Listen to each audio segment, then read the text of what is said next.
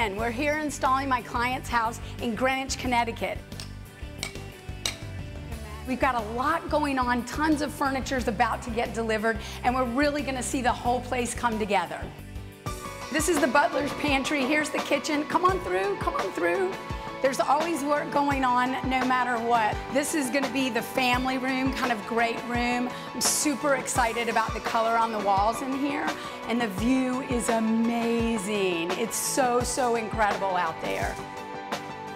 Hi, Instagram Live. I'm here installing a client's house in Greenwich, Connecticut with the dream team from Libby Interiors. A lot of times people think they don't have to put a rug pad down, but it's really a good idea to do it. It protects your floors because sometimes when rugs are manufactured, you don't realize, but there's this hard kind of scratchy base to the weave of the rug, and it can really mess up your floors.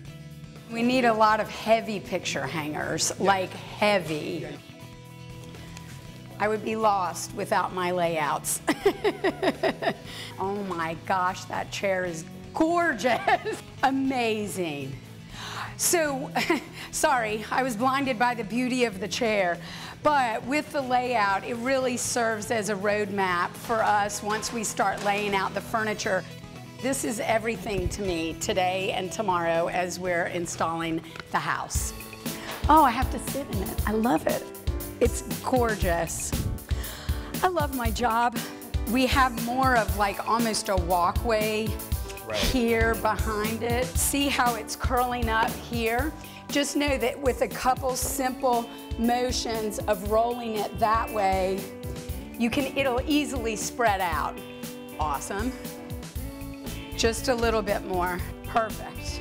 Open it up and then we know how much room do we have. All right. Ah. Yeah, we can put it down, thank you. What makes more sense is to get the other pieces in and then start bringing in your sectional pieces. There's nothing more annoying than trying to move an entire sectional. I love a big cocktail ottoman. It's a great, great piece to use in any family room. And what I really love is putting a big tray on a big cocktail ottoman. So here comes the sectional.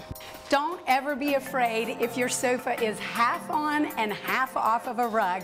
I'm giving you permission, it's totally fine. You want to have as much rug space as possible, and nothing's happening under the 36 inches of depth of your sofa. This is going to come this way, that way, so we're going to zhuzh it a little bit. When you're in the kitchen, you're going to be looking at the back of a sofa. Not very attractive. So we'll be putting a console table there on the back, and we'll have items that we can style on it. So it looks really pretty when you're in the kitchen looking into the living room. A little tidbit about a sectional sofa. Sometimes you're not sure when you're looking at a catalog or you're looking online. You'll see something that says right side facing arm, left side facing arm. That's what it would look like if you're standing in front of the sofa and you've got a right side facing arm and a left side facing arm. So just make sure if you're buying a sectional online that you know the exact configuration is going to fit in your space. Okay, great. As you can see, we've got the sectional coming in pieces, and what we really want to do right now is just get all of them in, make sure we've got the right placement, and then connect them. So we're only connecting them and moving them once. This one goes this way. Not yet. I think it's skewing too much to this side. I think the whole thing's got to breathe a little bit in this side. Yeah. How does this feel? It's just feeling tight in here right now. Yeah, this feels good. Let's come this way just a hair. I'd say like 4 inches. And then the console can cheat this way just a hair. How does this feel? Yeah, that's still good. Don't ever judge your sofa by what it looks like before you've actually put the cushions in it.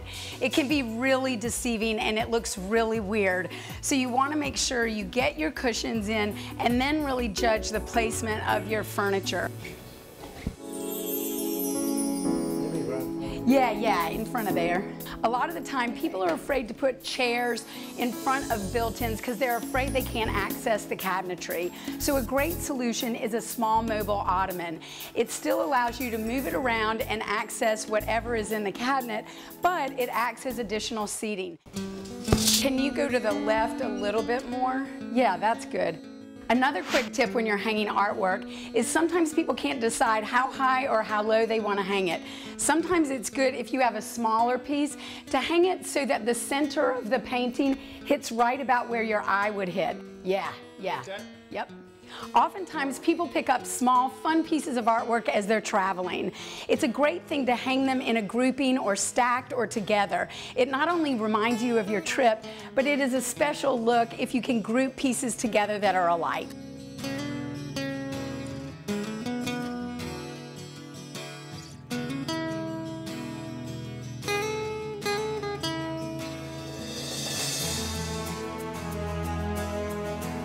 So this is the family room.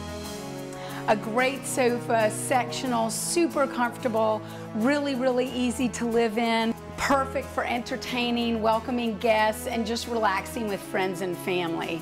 We had fun styling all the wall units and the different bookcases and the bookshelves.